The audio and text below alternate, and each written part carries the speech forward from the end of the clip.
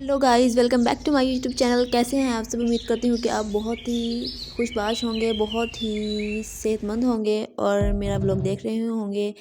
आज हम अपने ब्लॉग में जो है वो डिस्कस करना करेंगे कि कैसे जो है वो गाय भैंस जो उनके थनों की प्रॉब्लम हो जाती है या उनके जो है वो सेंसिटिव पार्ट की जो है वो प्रॉब्लम हो जाती है वो कैसे हल करें। रिसेंट ही हमारी जो काऊ थी वो इस फेज़ से गुजर चुकी है, उसे मेटासिस डॉक्टर ने बताया था।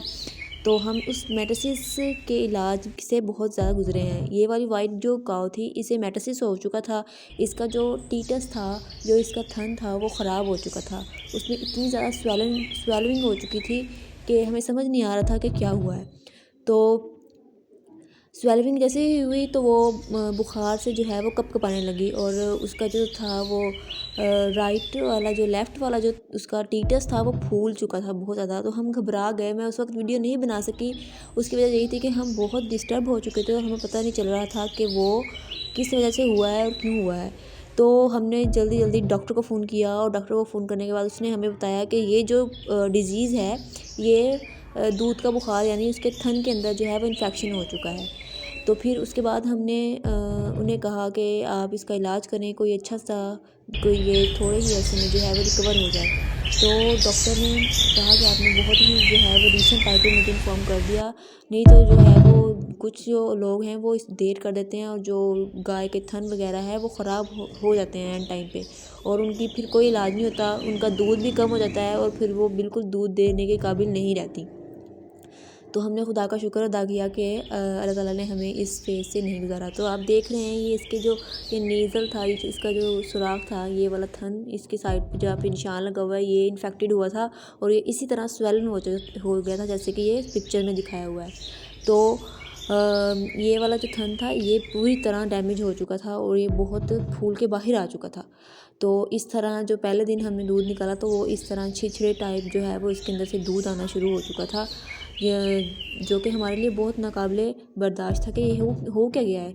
तो फिर हमने जैसे ही वेट को बुलाया तो उसने कहा कि इससे जो है वो दूध का बुखार यानी इसके थन में इन्फेक्शन हो चुका है, जो कि बहुत सारी चीज़ों की वजह से। इसमें पहला फैक्टर ये था कि जो वो गाय का इन्वायरमेंटल इशू यानी माहौल की जो है वो वजह से, कुछ खाने की वजह से या कुछ भी जो है वायरल की वजह से हो चुका था।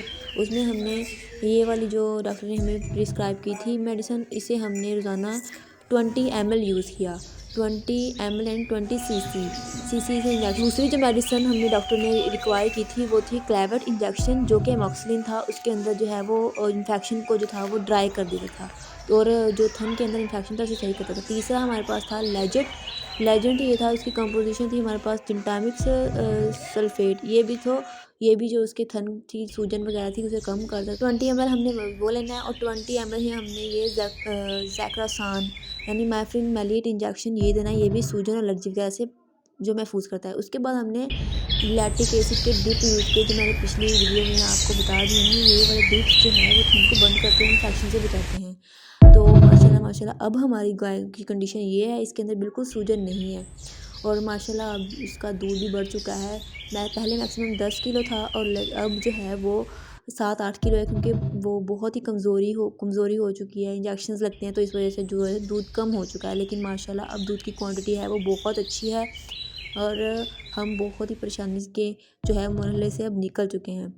तो अगर आपको मेरा व्लॉग फ़ायदेमंद लगा हो तो प्लीज़ सब्सक्राइब करें, कमेंट करें। अगर कोई बात समझ ना आई हो तो वो मुझे कमेंट में पूछें। फिर मिलेंगे अगले व्लॉग में इंशाल्लाह। अल्लाह हाफ़िज़।